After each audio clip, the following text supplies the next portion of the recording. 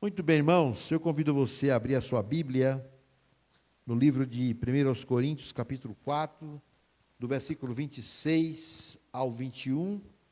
Se você tiver Bíblia, abra para acompanhar. Se você não tiver, acompanhe, vai aparecer aqui no telão. Vamos esperar que apareça para que todos possam acompanhar. Nessa noite eu quero falar com os irmãos sobre o paradoxo do Evangelho. E temos como sentença nessa noite: o Evangelho em sua simplicidade contempla a verdadeira adoração independente de status e glamour. Deus não está buscando pessoas importantes para seus adoradores, mas conforme a sua palavra, lá em João 4, 24, diz que Deus é Espírito, importa que os seus adoradores o adorem em Espírito e em verdade. A palavra de Deus diz assim, irmãos: o que vocês escolhem? Devo ir com vara para castigá-los ou com amor e espírito de mansidão? Como podem?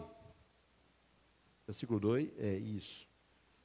Comenta-se por toda parte que há imoralidade sexual em seu meio. Imoralidade que nem mesmo os pagãos praticam. Soube de um homem entre vocês que mantém relações sexuais com a própria madrasta. Olha que coisa interessante, né? Segura o versículo 3, irmã. A Bíblia, às vezes a pessoa olha e fala assim: a Bíblia Sagrada só traz coisas sobre Deus, sobre bênção, mas a Bíblia, meus irmãos, é um livro que ela não esconde nada. E até mesmo assuntos como esse, muito podre, polêmico, de relações sexuais ilícitas, a Bíblia relata. Mentiras, a Bíblia relata. Podridões no meio das pessoas que faziam parte das coisas de Deus, a Bíblia relata. Tudo isso está relatado, para que nós venhamos a aprender as lições e não praticar os mesmos erros. O versículo seguinte diz assim, esse é o 3, né, irmão? Agora, é esse aqui mesmo, né? Não, é capítulo, não, capítulo 4. É capítulo 4, versículo 6, irmão. É do 6 ao 21. Isso. É isso mesmo.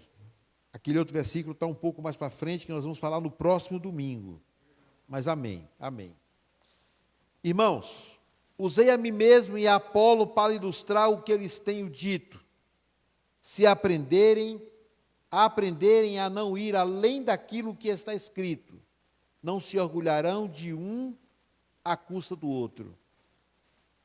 Pois que direito vocês têm de julgar deste modo o que vocês têm que Deus não lhes tenha dado?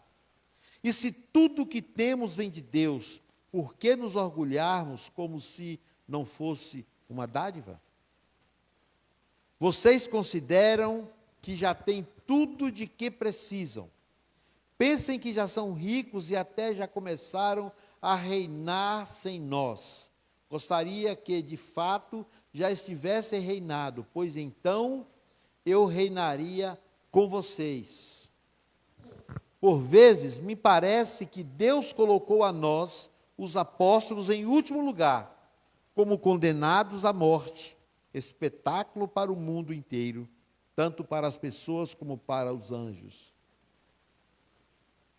Versículo 10. Nossa dedicação a Cristo nos faz parecer loucos, mas vocês afirmam ser sábios em Cristo. Nós somos fracos, são respeitados, mas nós somos ridicularizados. Até agora passamos fome e sede, e não temos roupa necessária para nos manter aquecidos.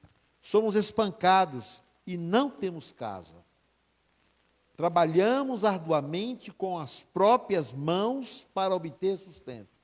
abençoamos quem nos amaldiçoa, somos pacientes com quem nos maltrata. Respondemos com bondade quando falam mal de nós. E, no entanto, até o momento temos sido tratados como a escória do mundo, como lixo de todos. Não escrevo essas coisas para envergonhá-los, podia dizer meus irmãos, mas para adverti-los como meus filhos amados. Pois ainda que tivessem 10.000 mestres em Cristo, vocês não têm muitos pais, pois eu me tornei seu pai espiritual em Cristo Jesus, por meio das boas novas que lhes anunciei. Portanto, suplico-lhes que sejam meus imitadores. Olha que responsabilidade de Paulo. Por isso enviei Timóteo, meu filho amado e fiel no Senhor. Ele os lembrará de como sigo Cristo Jesus, de acordo com o que ensino em todas as igrejas, em qualquer lugar onde vou. Alguns de vocês se tornaram arrogantes, pensando que não irei mais visitá-los. Mas eu irei, e logo, se o Senhor permitir, e então verei se esses arrogantes apenas fazem discursos pretensiosos, ou se têm de fato o poder de Deus. Pois o reino de Deus não consiste apenas em palavras, mas em poder. O que vocês escolheram? Devo ir com vara para castigá-los, ou com amor e espírito de mansidão? Versículo 22. Acabou, que é o 21, obrigado. Até o 21. Muito bem, queridos. Então, de acordo com esse texto, eu quero falar com os irmãos sobre o paradoxo do Evangelho. O Evangelho, em sua simplicidade, e conforme o texto que lemos, ele contempla a verdadeira adoração independente de status e glamour. E tem uma coisa que está gritando nesse texto, que é ostentação. Ostentação hoje é uma das palavras mais usadas no meio artístico. A palavra ostentação, ela vem do latim, ostentare, que significa se mostrar, é o ato de demonstrar com muito excesso e orgulho, a exibir suas realizações e seus bens. Feitos que chamam a atenção e mostram o quão grande e poderosa a pessoa queira ostentar. Quanto mais ela ostenta, mais ela quer mostrar o seu poder. E a gente vê isso muito hoje, infelizmente, no mundo do funk, nesses movimentos que tem aí mais periféricos, a gente vê muito essa ostentação. O Salmo 49, versículos 6 e 7, o salmista vai nos dizer que aqueles que confiam em seus bens e se orgulham das suas muitas riquezas, não será capaz de comprar a sua própria salvação e nem a salvação de outros. O salmista diz que que todo o seu dinheiro, todo o seu apogeu, toda a sua ostentação não serve para nada diante do reino de Deus. E o paradoxo do Evangelho, irmãos, é que seu ouro, sua riqueza não te coloca em uma posição melhor no céu. Aquilo que você tem, que você possui, não vai te garantir que você vai estar em melhor destaque diante de Deus. Ó Deus, eu estou aqui, eu comprei um lugar mais próximo do Senhor, portanto eu estou aqui. E Deus vai falar assim, vem para cá, você pagou mais para estar aqui, você tinha mais dinheiro. Não, Deus não vai olhar para isso.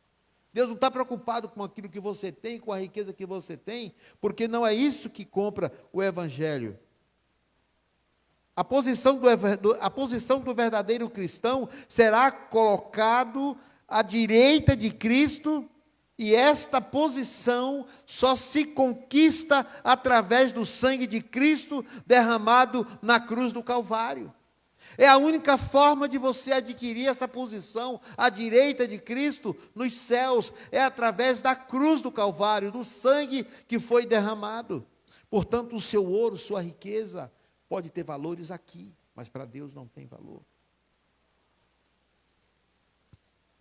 Outro dia, eu estava assistindo um programa com aquele Álvaro Garneiro, não sei quantos já ouviram os passeios dele aí por esses locais bonitos, exóticos, maravilhosos. Eu estava assistindo um programa com o Álvaro Garneiro, onde mostrava as ilhas mais caras de Angra dos Reis. Lindo, maravilhoso. E ali homens ostentavam, né? Eles ostentavam suas riquezas nos melhores lugares daquelas ilhas. E ali sim eles poderiam comprar as melhores mansões, os melhores locais, casa toda de vidro no meio da floresta, onde você está dormindo e puxa as cortinas, vê os pássaros, vê os macacos, vê toda a natureza à sua volta. Nesses lugares o dinheiro pode comprar. Meus irmãos, é para instruir. E aí Paulo, quando nós olhamos para o texto lido nesta noite, nós vemos o apóstolo Paulo se posicionando em relação a essas condições em que aqueles irmãos buscavam ali em Corinto. E meus irmãos, ele diz assim, é para instruir vocês que eu tenho aplicado essas lições a mim mesmo e a Apolo. Usei nós dois como exemplo para que vocês aprendam o que quer dizer o ditado: obedeçam ao que está escrito. Percebe que Paulo ele usa a sua própria vida e a vida do seu companheiro chamado Apolo, que ele conhecia, sabia que era um homem de Deus e que tinha também uma vida no altar. Eu uso eu e ele como exemplo para que vocês aprendam o que é obedecer à palavra de Deus. Ou seja, Paulo estava dizendo assim, leia a Bíblia, ela nos instrui a vivermos dignamente neste mundo diante de Deus. Ele está dizendo, ninguém deve orgulhar-se, ninguém deve se orgulhar de uma pessoa e desprezar a outra. Porque a obediência, ela está diretamente relacionada com o amor. E se amamos a Deus, vamos obedecer os seus mandamentos. Conforme Deuteronômio capítulo 5, versículo 29. E o principal mandamento emplacado por Jesus, depois dos 10 mandamentos lá do Velho Testamento, o principal mandamento que Jesus emplaca, ele diz,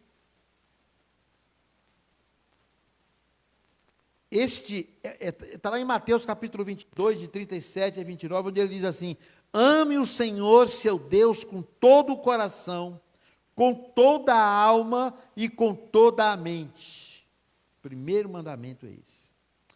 Ame ao Senhor teu Deus com toda a alma, com toda a tua mente. Ame ao Senhor teu Deus, entregue sua vida a Ele, seja dele por completo.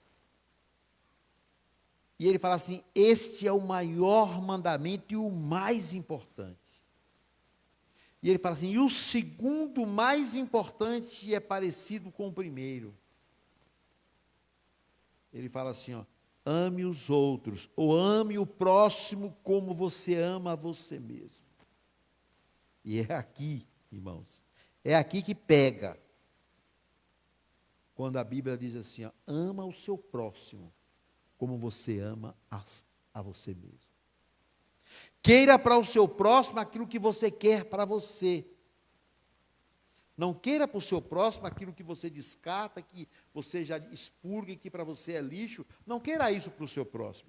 Mas queira para o seu próximo o bem que você quer para você também.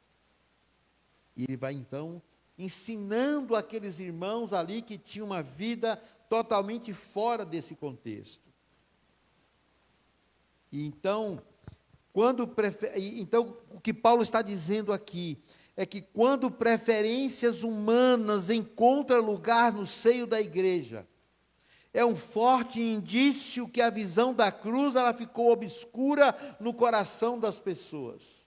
E o que estava acontecendo ali, irmãos, nessa leitura de 1 Coríntios, que a gente vem fazendo aqui ao longo de quase 2 meses ou 3 meses, é que havia preferências por Paulo, por Apolo, por Pedro, por um ou por outro, quem tinha uma oratória melhor, quem tinha uma conversa melhor, quem se posicionava melhor.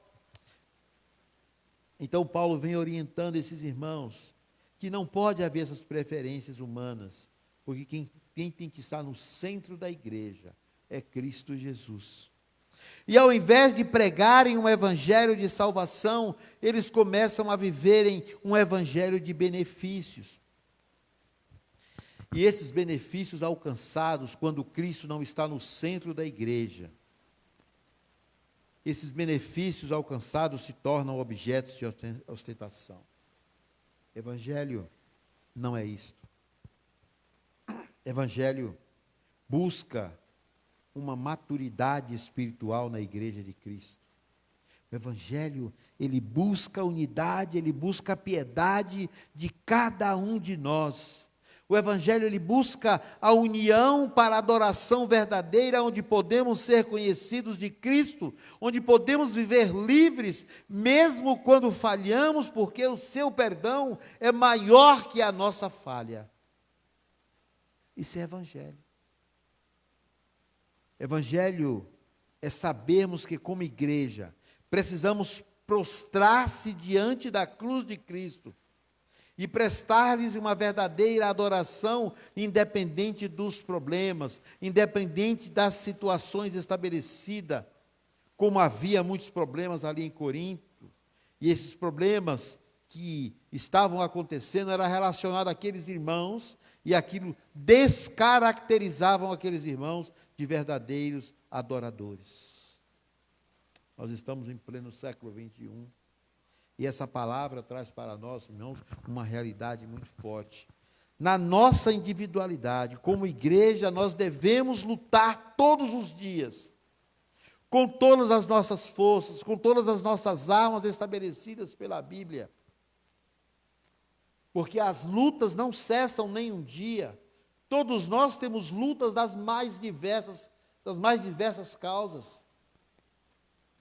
E cada um sabe qual é a luta que você enfrenta. E aí, Paulo, ele fala que nessa nossa individualidade como cristãos, nós precisamos lutar.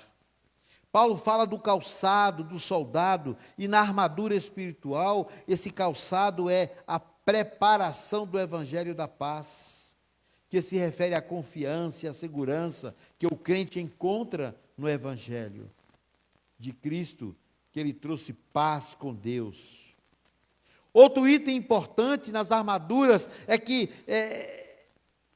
o capacete da salvação diz respeito à salvação que o cristão desfruta em Cristo Jesus, mas não podemos esquecer da espada do Espírito, que é a palavra de Deus e serve para o crente, tanto como uma arma defensiva, como uma arma ofensiva. Quando você tem Cristo como o Senhor da sua vida, e você tem a Bíblia nas suas mãos, ela serve como arma tanto para você se defender, para você também atacar, porque é ela que te dá suporte para que você caminhe, que vá em frente. Quando você olha para esse texto lido, no versículo 7 e 8, ele foi colocado para mostrar o desvio de conduta cristã daqueles irmãos que viviam para ostentar suas riquezas. O apóstolo olha aqueles irmãos e diz: de acordo com como vocês vivem e ostenta a vida de vocês, parece que nós, os apóstolos, somos mais miseráveis e que estamos condenados a passar fome e vivermos na miséria.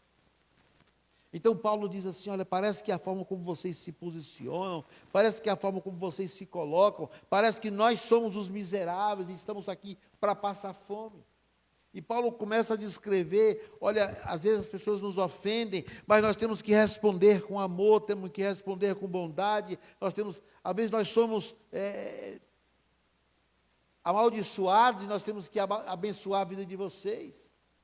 E o apóstolo vai começar a colocar essas condições diante da igreja, para tentar dizer para a igreja que o que eles precisam fazer é estarem à disposição de Deus, é colocarem suas vidas nas mãos de Deus, para que aquilo que eles façam seja algo abençoador. Meus irmãos, nós estamos em pleno século 21, estamos rodeados de problemas todos os dias. Agora, eu estou com um texto que eu recebi. A ONU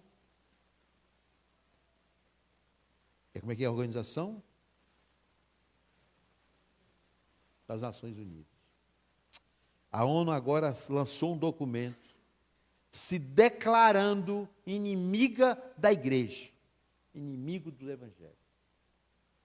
E estão prometendo criar leis e endurecer o máximo possível para que a igreja perca todo o seu poder. Onde eles possam declarar a ideologia de gênero do jeito que eles querem, da forma como eles querem, para poder fazer o que bem entenderem.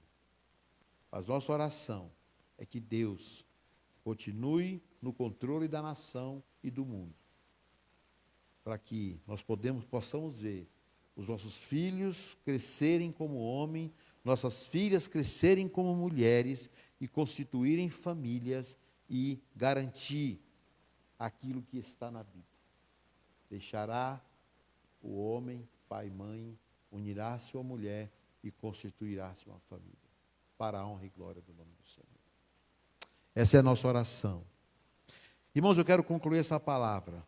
Eu quero encerrar essa palavra com o pensamento deste homem que teve a mente de Cristo, o apóstolo Paulo. Quando ele diz assim, vocês ficam orgulhosos achando que eu não iria visitá-los. Paulo está falando de visitar a igreja de Corinto, na sua época. Mas ele diz assim, mas se o Senhor quiser, eu irei e verei. Não o que esses orgulhosos são capazes de dizer, mas também o que eles são capazes de fazer. Esse alerta de Paulo em dizer, eu irei até vocês se o Senhor me permitir, deve nos trazer o seguinte alerta.